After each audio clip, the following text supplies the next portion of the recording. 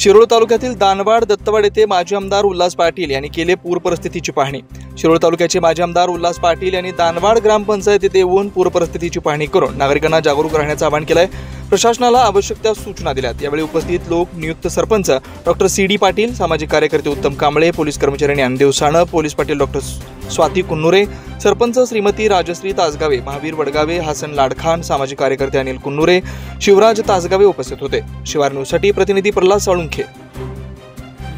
गेल्या 4 दिवसापासून सातत्यानं संपूर्ण पश्चिम महाराष्ट्रामध्ये पावसानं धुमाकूळ घातला आहे। त्यातल्या त्यात सह्याद्रीच्या घाटमाथ्यावर पडणारा प्रत्येक थेंब हा कर्मधर्म सगळ्या नद्यांच्या संगमाच्या माध्यमातून शिरूर तालुक्यातून पुढे आलमट्टीकडे जातो।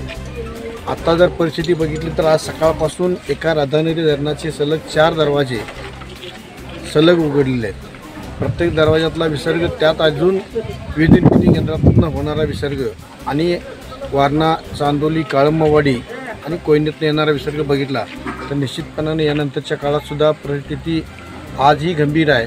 त्यामुळे सातत्यानं जनसामान्यांची जी मागणी आहे की आलमट्टीनं विसर्ग वाढला पाहिजे। जरी आता गेल्या 2 दिवसांमध्ये आलमट्टीचा विसर्ग वाढवला असला तरी उद्याच्या काळातला धोका लक्षात घेऊन अजूनही आलमट्टी प्रशासनानं जास्तीत जेवढा त्यातून डिस्चार्ज करता येईल। आम्हाला हेही मान्य आहे की त्यांच्या पुढच्या भागातसुद्धा परिस्थिती बिकट होत्या, मात्र उद्याच्या काळामध्ये इन फ्युचर 4 लाख, 5 लाख, 6 लाखांना विसर्ग करण्याऐवजी आत्तापासून थोडासा विसर्ग जर सातत्यानं वाढवत ठेवला तर ही परिस्थिती आटोक्यात येणार आहे। माझी सगळ्याच नागरिकांना विनंती आहे की कृपा करून वाढत्या पाण्यामध्ये मोटरसायकल, 4 व्हीलर्स न घालता शक्यतो प्रशासनाने दिलेल्या सगळ्या सूचनांचं जास्तीत जास्त पालन करून वाडी वस्तीवरती असणारी आपली जनावरं आणि आपले कुटुंबीय आपल्या प्रापंचिक साहित्यासह सुरक्षित ठिकाणी अजून रस्ते आहेत, जो पण रस्ते उपलब्ध आहेत तो पण कुणाच्या मत्तीची वाट न बघता सुरक्षित स्थळी जाणं अतिशय शहाणपणाचं आहे।